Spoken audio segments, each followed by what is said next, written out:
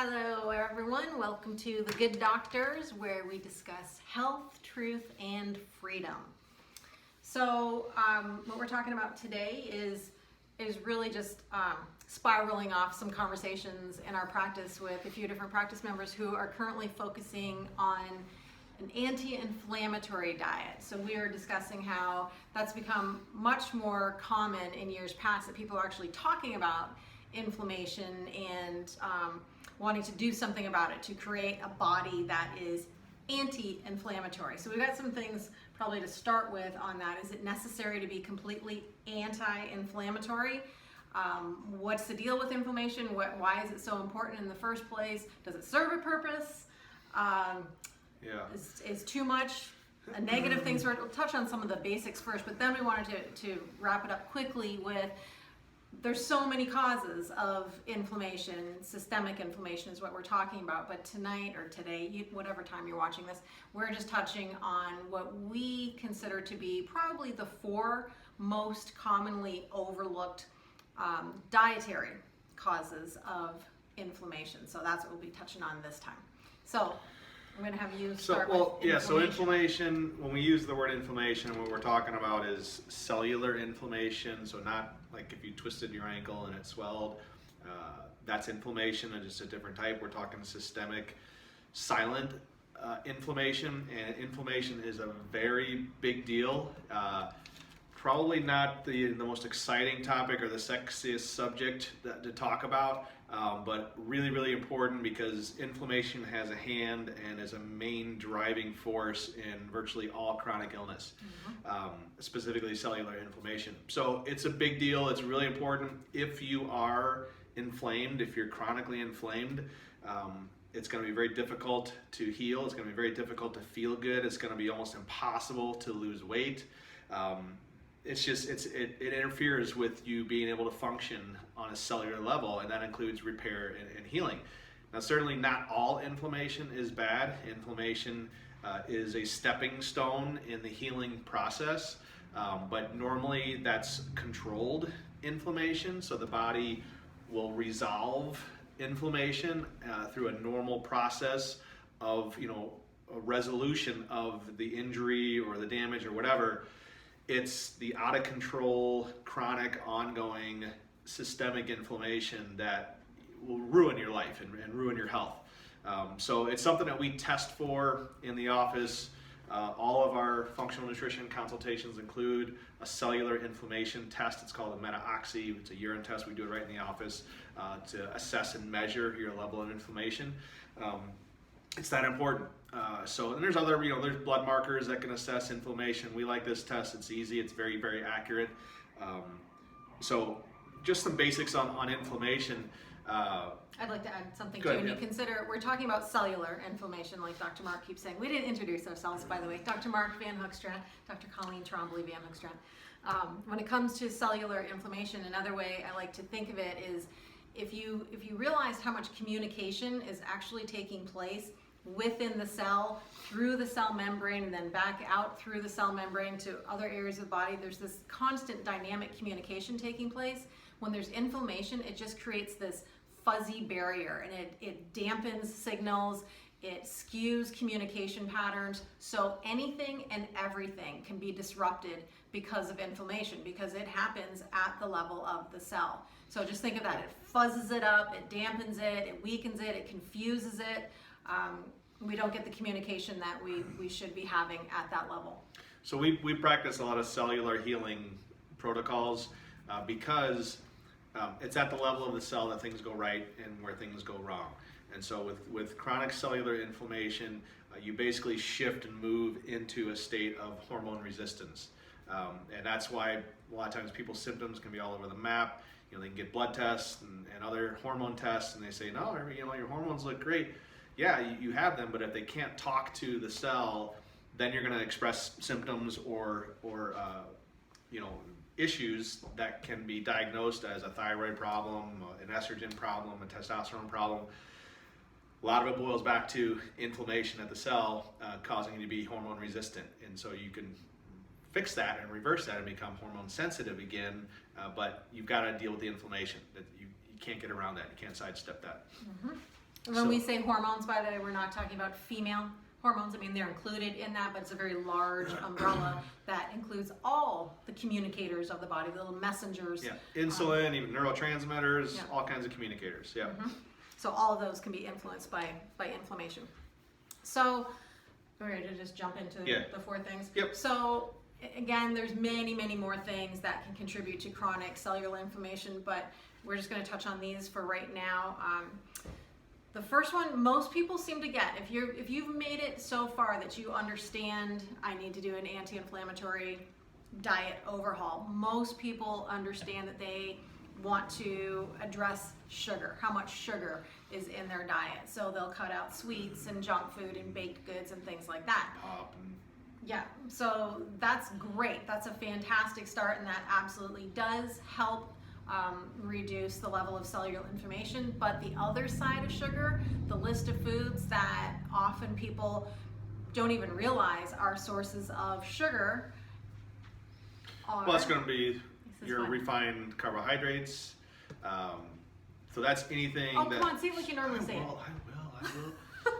It's anything that was, flour or powder and turned into something. So refined carbohydrates, that's your breads, pastas, cereals, bagels, muffins, pancakes, waffles, croissants, crackers, all that stuff. Typically, wheat-based or flour-based. It's a lot of breakfast foods for people. It's a lot of every meal foods for people. That's not food. Those are such simple carbohydrates that in probably about 90 seconds to 2 minutes of you eating that and chewing it, it's converted into sugar. So as an example we like to use, if you have 2 pieces of whole wheat toast, say for breakfast, your blood sugar is going to spike as high and maybe even faster than if you ate a Snickers bar. There's that much sugar there. So that's your breads, pasta, cereals, bagels, muffins, pancakes, waffles, crackers, croissants, all those things that we love to eat. It's all sugar. It's not food, it's sugar. That's why we like to eat them, right? So this gets back to, sugar and these foods are typically going to be found in a package. This is all your packaged and processed foods, high in sugar, high in preservatives. That's, probably number 4 that we're going to talk about. It's a lot of toxic ingredients in those, but sugar will drive cellular inflammation like crazy. So you really got to cut back on that and just start looking at your labels. You'd be shocked to see how much sugar is in some of these foods. Okay. So when it comes to the refined carbs, think of crowding them out. When you're creating a healthy lunch, a healthy dinner plate, whether even if it's just an imaginary plate in your head when you're trying to think what you want to eat, crowd the carbs, the refined carbs off your plate and replace them with healthier things. You get it over there? Just replace them with healthier things, sources of protein and quality fats. Just crowd them out. Instead of, sometimes it's easier than thinking about having to cut them out completely.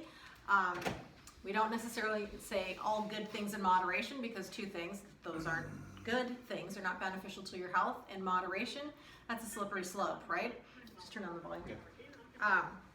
So just crowd them out and make the majority of your meals, majority of each plate, comprised of other healthier choices than that. Those refined carbs are just filler. They're not fuel, they're fill.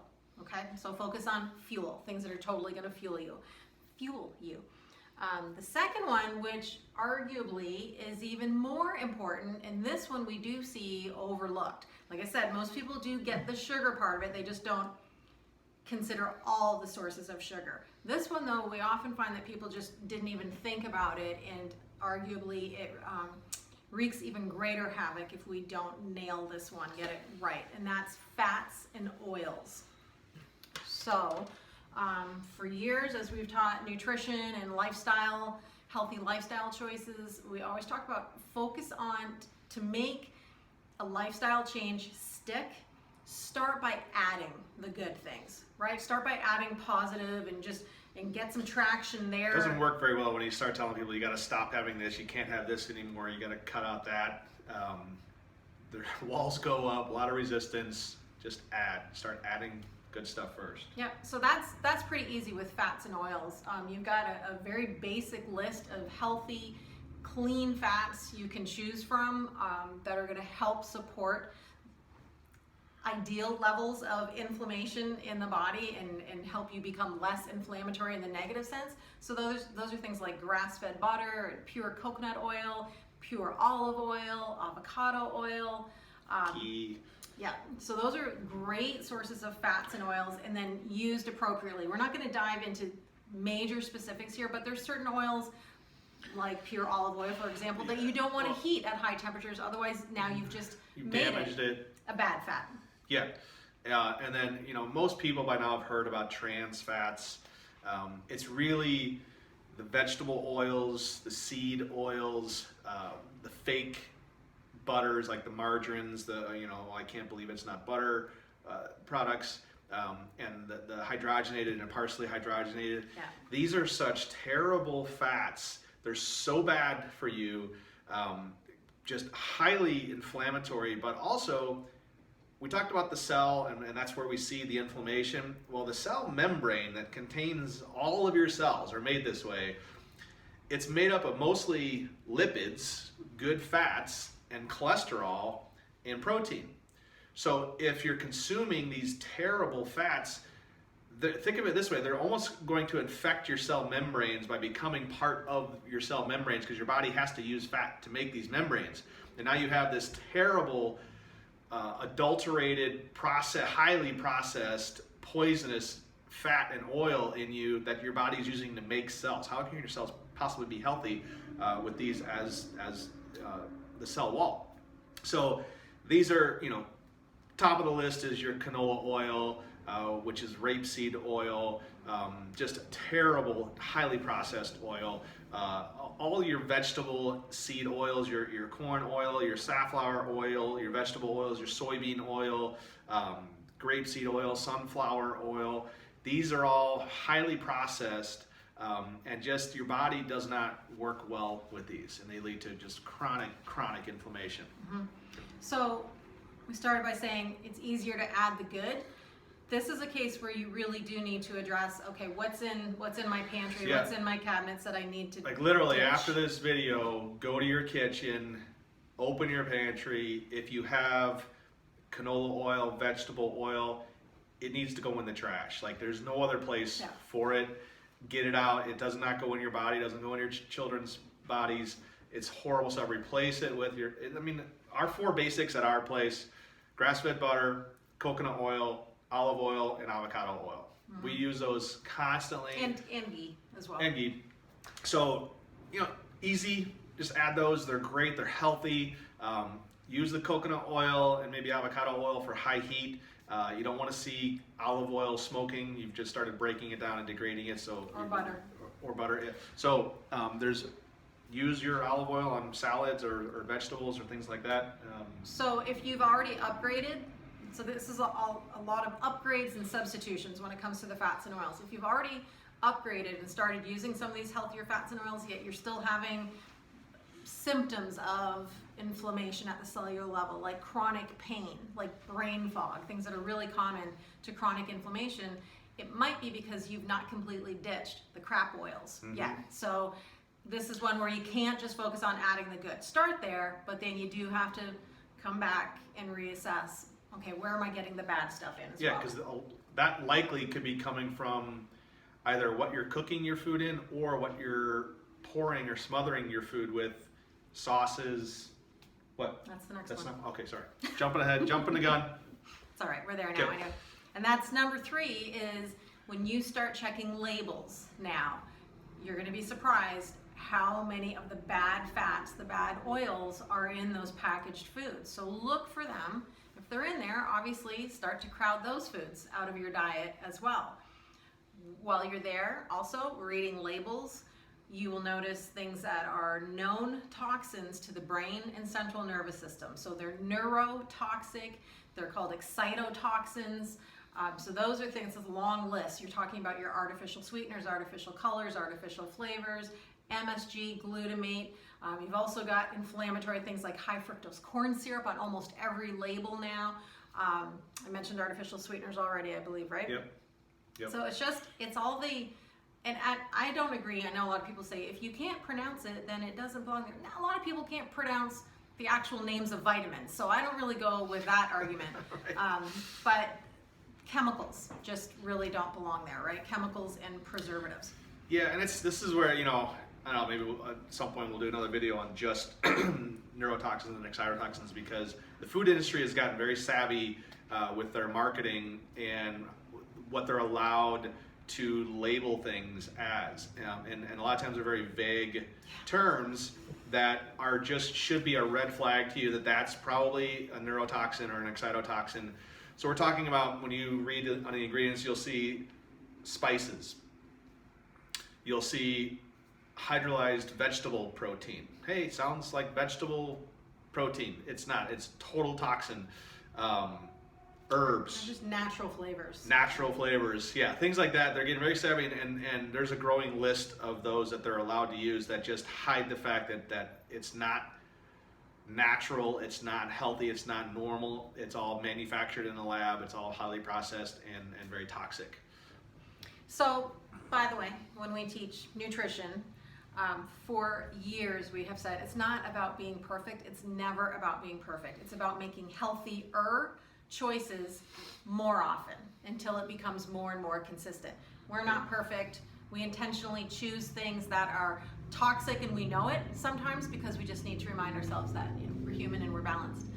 We call them tasty toxins. They're not treats. They're tasty toxins. Tasty toxins. So there's never an expectation to be perfect, and there are times. I mean, we can look at a label that ends up in our house and go, that's got some stuff in it that probably shouldn't go into our bodies. So, to summarize those first three, the fourth one is a little bit on its own. Those first three things that are most commonly overlooked, so many of them can be completely avoided if we just ate consistently, predominantly whole food, real food, God-grown food, God-made food, right? Just real food. We always say, like, food without labels. Yeah, put yourself back on a farm 150 years ago, and how did they eat? They ate everything that grew, everything that was raised, all parts of it, almost, right? So we'd be a lot better off without all these toxic ingredients that are creating this chronic systemic state of inflammation if we ate more like our healthier ancestors did. Okay?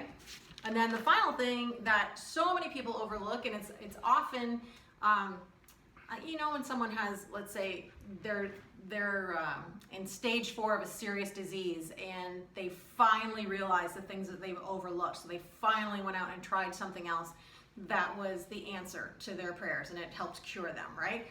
We find this with food sensitivities, that people think, I don't know what's going on. I've tried everything. I can't lose weight. I feel lousy all the time. My hormones are all over the map. I can't concentrate. I can't sleep. I can't this, I can't that. I feel blood. And then they finally realize, I don't know how they come to it. Maybe it's like, wait, I eat food. I wonder if it's the right food. I wonder if there's something wrong with the food I'm eating. Sometimes it's not that silly, but sometimes it is, where people go, I think I need to see if I'm maybe having a reaction to the food I'm eating. So that's where food sensitivities come into play. And just the fact that if you have developed an intolerance or sensitivity to certain foods, and we test a lot of people, and a lot of times they will test positive to what is considered a healthy food. It could be garlic or pineapple or green beans or something like that, something you wouldn't necessarily suspect. But the fact of the matter is, every time you consume a food that you have an intolerance, you're going to be generating chronic inflammation on a systemic level. And so the difference with a food sensitivity is it's a delayed immune response versus a food allergy. Like a nut allergy or a shellfish allergy. It usually happens almost immediately within moments or a short time. Food sensitivity could happen several hours later, 2-3 days later. So many times it's hard to pinpoint which food it was, especially if it's something more innocuous like pineapple or garlic. And it doesn't manifest the same way every time. Right. It can be in parts of the body that you just wouldn't associate with food. A lot of people assume, well, I would have a gut issue, some GI distress if I had any issue with food. Yeah, you could. It could be a skin issue. Yeah. It can be brain related. It can be anything that's going on in the body can be a result of this chronic inflammation due to it's a more insidious type of inflammation that can be elusive. So food sensitivity tests can help pinpoint those. We've been doing food testing for many, many years. If you want to check out the one that we use, we think it's great. We think it's one of the best ones out there. We'll have the link down below. And it's one that you don't have to come into the office to do it. You can do it at home. Yeah. We test an amazing list of foods. It's 208 foods, really commonly consumed foods, nothing exotic or weird. So you'll recognize everything on the list. If you do our test, I end up reviewing your test results for you and sending you a little video report of that to explain it. And, what do you do with this information? What's the strategy here? Yeah, especially if you come back with a lot of Yeah. red flag foods, Yeah. then we can help you prioritize. How do you strategize putting this into play in your life? But these have become more common because of the previous factors that we talked about that lead to inflammation. Inflammation leads to these sort of hyperimmune responses to foods. You shouldn't be reacting to something like garlic or pineapple. This is how it's all related. But food sensitivity is definitely a biggie. Yeah, and we are often asked about food sensitivities. People will say, so I can't have that, like ever? No, food sensitivities are something, if you get to the root cause, which you just touched on one of them, right? If it's inflammation. You can correct those, yeah.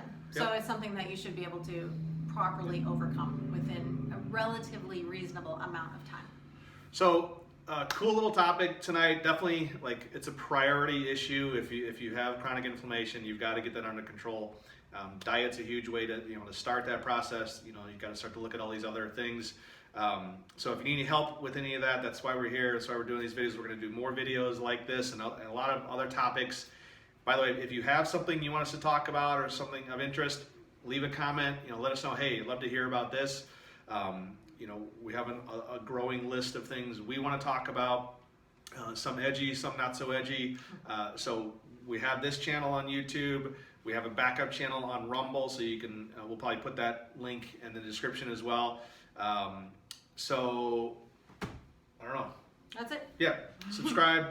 Make sure you check out all our videos, and we'll be back soon with another one. Yeah. So tell us what you want to hear about. Cool. You got the buttons on your side. Oh, okay. Got you.